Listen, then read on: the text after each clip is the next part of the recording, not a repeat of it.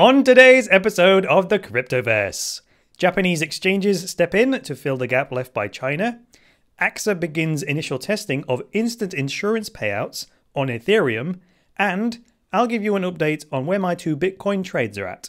All of that and a mini market roundup on today's episode of the Cryptoverse, so stay tuned for that.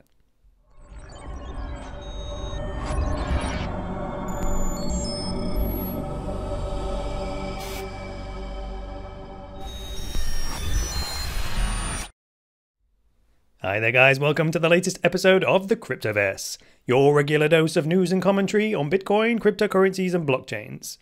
I'm your host, Chris Coney, the founder of Cryptoversity, the online school where you can learn about Bitcoin, cryptocurrencies and blockchains. Find out more at cryptoversity.com. Let's begin the day like we always do with the market roundup courtesy of coinmarketcap.com. We have returned to $134 billion market cap overall for the Cryptoverse. I've only found 2 coins in the top 100 that are actually down today. Everything else is up, and most stuff is up by double digits. The winner of the day, biggest winner in the top 20, is Quantum. It's up 29.85%. It's in 15th place thanks to its $597 million market cap.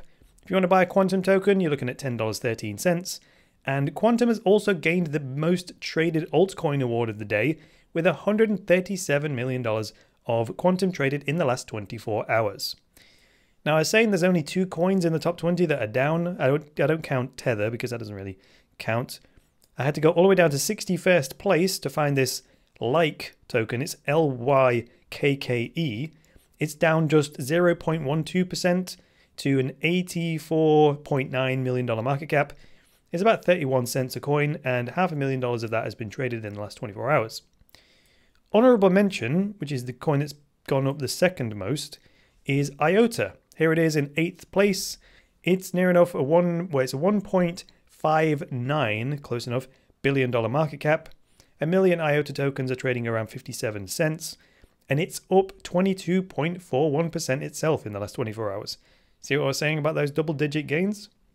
So that's biggest winner, biggest loser, most traded coin, and honorable mention. Let's go for the Crazy Coin Award, right down at the bottom. It's a coin called BitDeal. So this is a reasonably obscure coin. It's gained 42.34% in the last 24 hours. It's trading around 27 cents.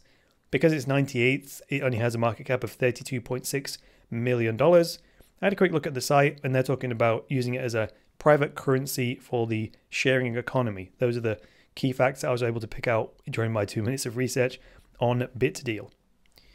So that's all I've got for the market roundup. I did also say I would show you my Bitcoin trades. If you watched the show the other day when I said I showed how I bought the dip. So when all the China craze was going on, I bought the dip and then I showed you what trades I put on. And then the following day, they were in loss territory. So I said I was going to leave them on the table because I had confidence in them. So let's go over to Coinigy right now and recap on where they are at. So right at this moment in time on Bitfinex, Bitcoin against the US dollar, it's trading at $3,978. Remember, I've got these 2 overlapping trades right now. The first trade that I went in, I bought in at about 3,800. And that trade is now, it's quite difficult to see, but it's already, it's up by about, what's it up about? 190, it's up about $177 per Bitcoin, right? I'm not going to tell you how much I put on, but that's the relative change. And then the second trade I put on was the following day. So that first trade went on the 13th of September. So that's now like 1, 2, 3, 4, 5 days old. And it's already in profit. So my targets are way up here. So the target for that first trade is back up towards the 49.80 mark. So that's going to be a while for it to get there. Second trade that I went in on was I entered around about 3,300. And of course you can see that's well in by now. So since that second trade went on, Bitcoin is up $680. Again, I'm not telling you how much I put on because that's not really relevant. It's the where you go in and where you take out. So that's second trade actually. I'm looking for it to go all the way back up to about 78.30. So I'm going to leave those on for the time being. Now I say these are trades. They weren't exactly trades that I put on an exchange. These were straight physical buys where I took some fiat currency and bought some physical Bitcoin and then moved it to my hardware wallet. So that's not really what I would class as a trade, because a trade is if you like, leave it on the exchange and then trade in and out. I suppose it's a trade, but it's a longer term one. But it's I'm holding the physical coins. I'm not using leverage in this case, which I probably should have done looking at these results. I could have multiplied my gains many times. But when I finally get cracking with the building the trading course, we'll talk all about leverage and when to use it and when not to use it and so on. So that's where I'm at. Both of those trades are up. So that's why I said I was going to hold them. I'm not afraid of being in a loss situation as long as I've still got confidence in the position longer term or even medium term. And it took 5 days to turn around. So let's move on to the news then. The first story I picked out here is China bans exchanges and Japan steps in. So I got tipped off about this from a post on Steemit. So this comes from King's Crown on Steemit, which led me to check out Crypto Compare, actually, which is where they're getting the data from, or he's getting the data from. I assume it's a he, King's Crown. And basically, Japanese exchanges like Bitflyer listing 129,000 Bitcoins traded in the last 24 hours, which is about $510 million. Pretty good if you ask me.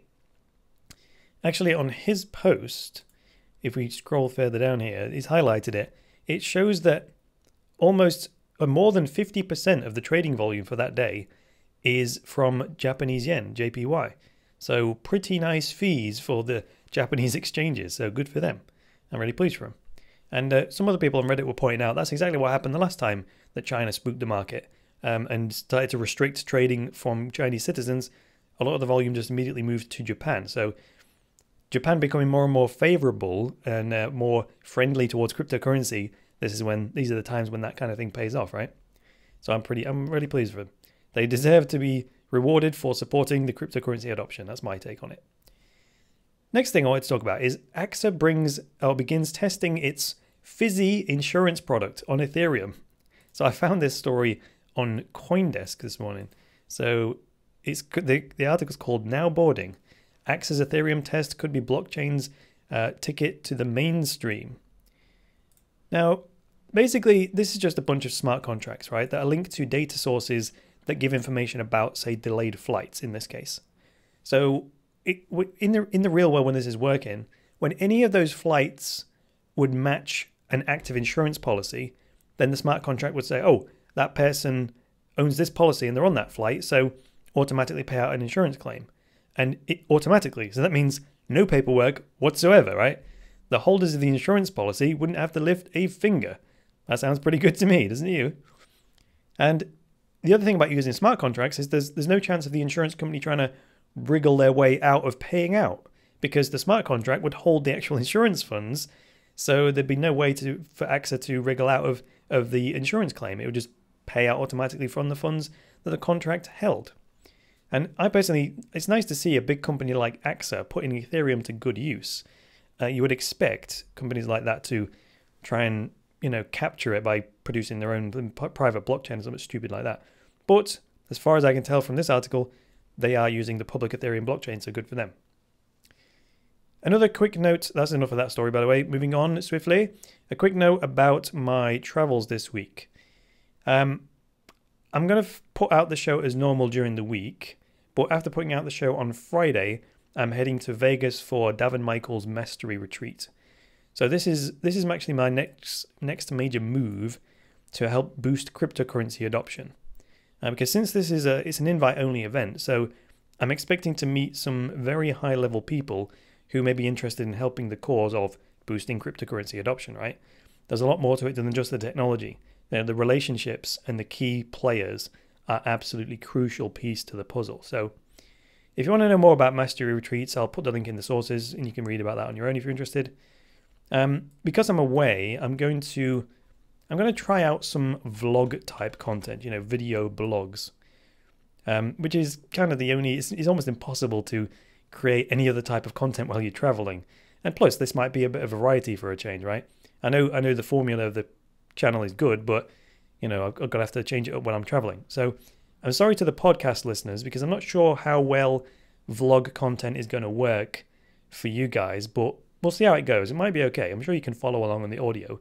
I'll do my absolute best to not refer purely to visual cues. I'll try and describe what it is that I'm looking at or talking about so that it can work purely on audio as well.